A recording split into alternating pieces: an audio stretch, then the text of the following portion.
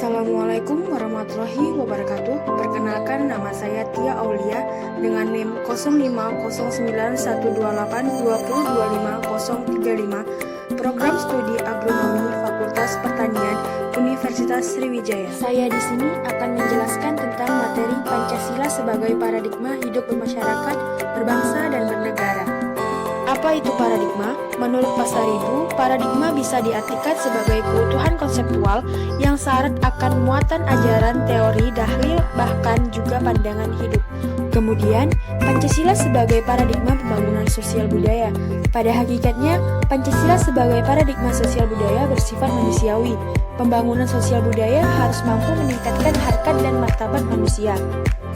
Jika pembangunan sosial budaya mengesampingkan Pancasila sebagai dasar nilainya, yang akan terjadi adalah menghasilkan manusia-manusia yang biadab, kejam, brutal, dan bersifat anarkis. Selanjutnya, Pancasila sebagai paradigma kehidupan kampus. Perguruan tinggi negeri adalah sebuah institut dalam masyarakat yang memiliki ciri khas tersendiri.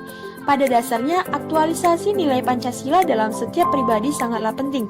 Oleh karena itu, mahasiswa sebagai pribadi yang intelektual harus memaknai nilai-nilai Pancasila tersebut secara subjektif, agar mencapai pemahaman dan pengamalan secara objektif. Dan intinya, Pancasila sebagai paradigma pembangunan dapat diartikan sebagai kerangka pikir, sumber nilai, orientasi dasar, sumber asas, serta arah tujuan dari pembangunan.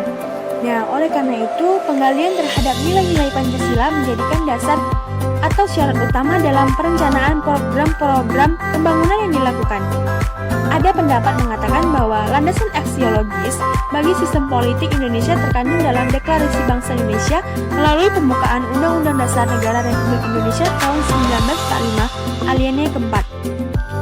Pada arah pembangunan yang berkaitan dengan pembangunan politik sebagaimana penjabaran dari misi mewujudkan masyarakat demokratis, berlandaskan hukum, dan berkeadilan, dinyatakan bahwa demokratis yang berlandaskan hukum merupakan landasan penting untuk mewujudkan pembangunan Indonesia yang maju, mandiri, dan adil. Demokrasi dapat meningkatkan partisipasi masyarakat dalam berbagai kegiatan pembangunan dan memaksimalkan potensi masyarakat, serta meningkatkan akuntabilitas dan transparansi dalam penyelenggaraan negara.